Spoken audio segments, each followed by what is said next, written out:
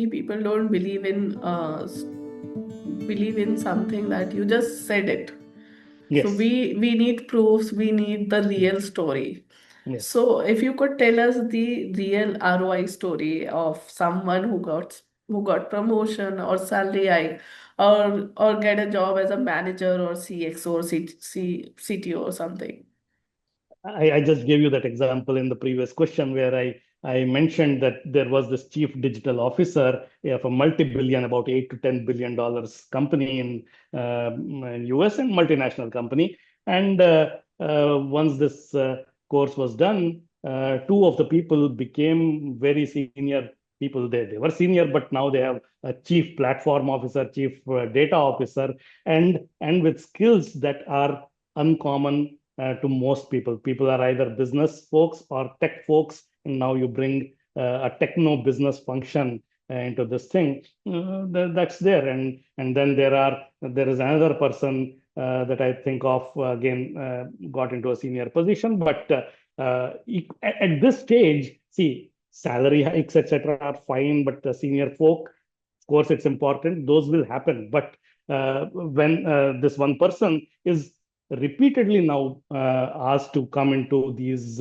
panel discussions, conferences globally, where they talk about AI, strategize about AI, and the visibility that you really get is also important. So it's not just salary hike or a designation change, which happens anyway, and but also the visibility that you get through these people, and that's where I wanted to add, if you give me 2 more minutes, that the kind of requirements each person comes up is different. See, when we were getting a PhD, bachelor's, master's, PhD, then we were thinking, okay, the skills I'm gaining will help me sometime in future, and they did help.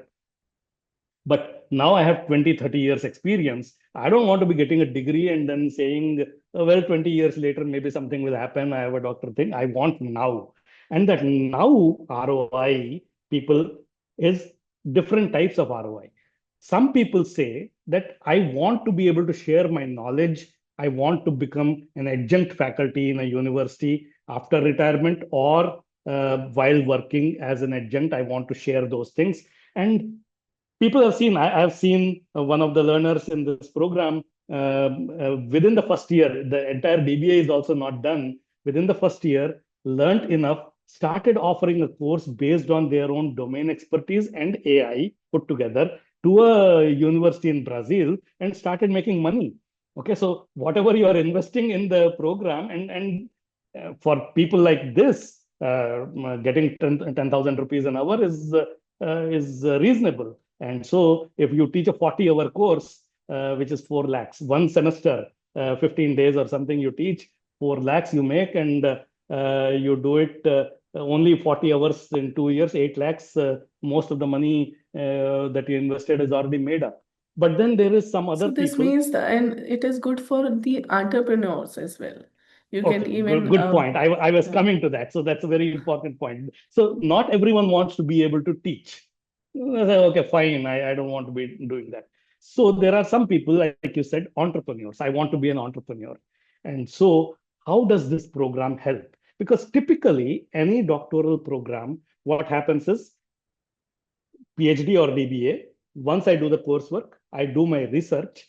Research will lead to a publication. I want to publish a paper somewhere in a journal, and I want to write a dissertation, thesis, and defend and get the degree. But see, the publications are seen by people sitting in the universities. They see, oh, you have written these publications. So if you want to be an adjunct faculty, that's very valuable. But if I'm an entrepreneur, a VC fund or a private equity fund is not going to be looking at your publication. They say, where is the business plan? So what is very unique to this, only this DBA program that we have designed, I don't know of any other doctoral program in the world that does it, is we said, okay, you don't publish a paper like a typical research outcome. You create a business plan. You now find out what other products or services other people are doing. You have to do that same rigor, same research. You cannot say that it's a 5-page financial document for the next 5 years. That is not the business plan. You have to identify the gaps. You have to understand your own strengths and weaknesses, why you will be successful. Pretty much the entire business plan with the pitch. That business plan with a prototype that you develop in the 2 years of research becomes your dissertation. You don't have to do another one. There were some other people who said, no, I don't want, that's too risky. I don't want to build a company and I don't want to be a professor. I'm in the industry. I want to be able to advise the other companies, solve similar companies. I have the knowledge, I have AI. I want to be known as a thought leader in this area. What do I do? We said, okay, the CEOs and the CXOs, they may not look at research publications. They are not interested in your business plan. You are not doing. Write a book and and you have a doctor tag and you have a book that showcases your strength in this field, and that is what becomes the dissertation. Now, not everyone has written a book or a business plan, so it needs support. How do I support that? And so we have that people who have built companies, people who have done a lot of consulting, written books, etc. We bring them also to provide that support.